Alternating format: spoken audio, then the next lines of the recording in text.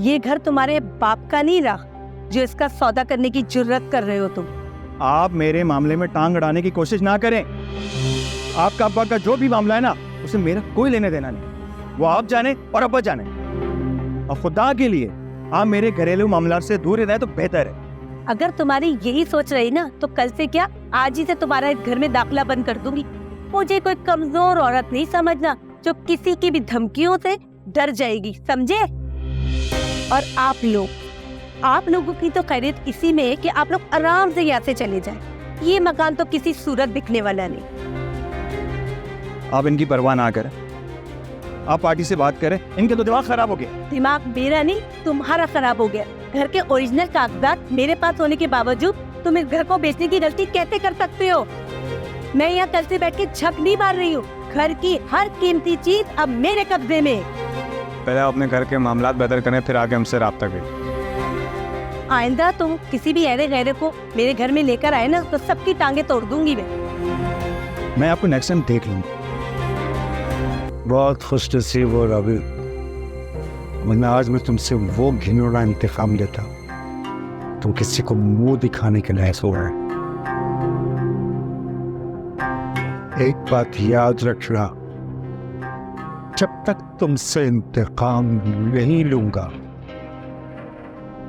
मुझे चैन से मौत भी नहीं आएगी। मौत भी नहीं आएगी।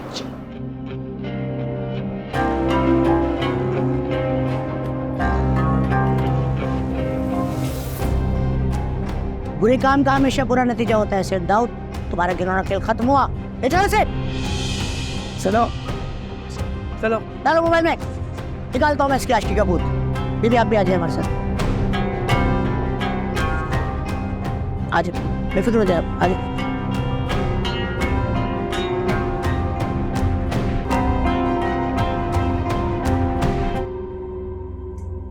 अरे एक मामूली औरत की ये मजाल कि इतनी ही दूर से आके तुम्हारे घर पे कब्जा जमा ले, इसे कैसे हो सकता है? मेरी तो कुछ समझ में नहीं आ रहा कि घर के ओरिजिनल पेपर्स कहाँ से आए उसके पास। जाहिर सी बात है, घर पे काबिज है वो, इसे अलमारी से मिल गए होंगे।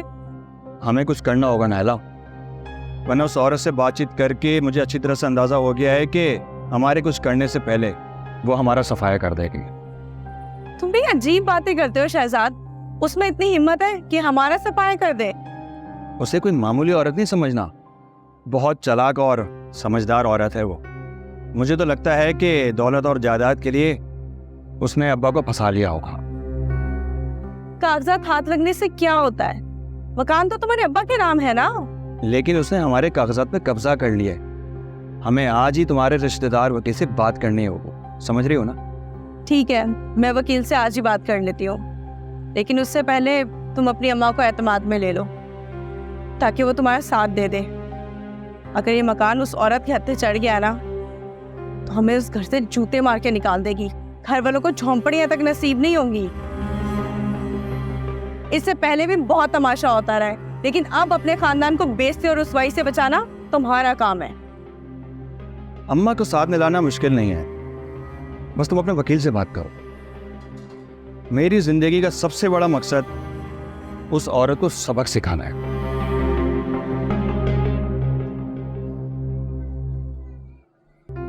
मैं तो महविश के सामने दीवार बन के खड़ी हो गई थी, लेकिन फिर भी उसने मुझे और हम सब लोगों को दूसरों के सामने शर्मिंदा कर दिया। मुझे तुम्हारी बातें अभी भी अच्छी तरह याद है कि तुम महविश के गुण गाया करती थी। मेरी महविश तो इतनी पढ़ी लिखी है, मेरी महविश तो ये, मेरी महविश तो वो। अब तुमने सबक सीख लिया ना, इसलिए कहती हूँ मैं, इंसान को अपनी औकात में रहना चाहिए। मुझे इस बात का बिल्कुल भी एहसास नहीं था कि महविश घर से। अगर तुमने उसकी अच्छी तरबियत की होती तो वो कभी भी ऐसा नहीं करती। मेरी बेटियों की मिसाल तुम्हारे सामने है, ये सब मेरी तरबियत का नतीजा है। कल मनान एक अखबार लेकर आया था जिसमें महविश के घर से भाग जाने की खबर छपी थी। वो खबर पढ़ के मैं शर्म से पानी पानी हो गई, तो खुद सोचो कि मनान पे क्या बीती होगी। ये दुख क्या कम था कि तुम्हारे अब्बा ने दूसरी शादी करके मेरे दिल को ठेस पहुंचा दी। अम्मी, मैं अभी आपसे एक सवाल करना है। आप पुराने मसाइल को मुसलसल बोझ बनाए रखना चाहती हैं या नए मसाइल का मुकाबला करना चाहती हैं? अरे आपको तो मालूम ही है कि हम मसाइल में पूरी तरह से जकड़े हुए हैं। तो अब मैं क्या करूं? मेरे बस में अब कुछ नहीं है। हमारा जो जी चाहे करो। मैं अकेला कुछ नहीं कर सकता अम्मा, मुझे आपका साथ चाहिए। अरे उधर अब्बा अस्पताल में पड़े, मुझे अपनी नौकरी और इस मकान के मसाइल से फुर्सत ही नहीं कि अब्बा को जाके अस्पताल में देख सकूं। अरे इधर उनकी बीवी ने मकान पे कब्जा कर रखा है। तो ऐसी औरत से उसे शादी करने की जरूरत ही क्या थी, जिसने आते ही उसको अस्पताल पहुंचा दिया? कि अम्मी, आप ये भूल जाएं कि अब्बा ने क्या किया और क्या नहीं। ये देखें कि उस औरत के हमारी जिंदगी में आने के बाद हमारे मसाइल कितने बढ़ गए। अगर ये मकान बिक गया तो हम कहाँ रहेंगे?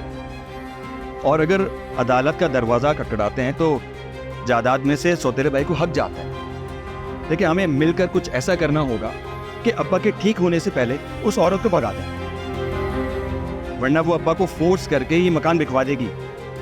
याद रखें, अब्बा के पास उसे देने के लिए एक पाई नहीं है। इसका एहसास तो उसे उस औरत से शादी करने से पहले होना चाहिए था ना।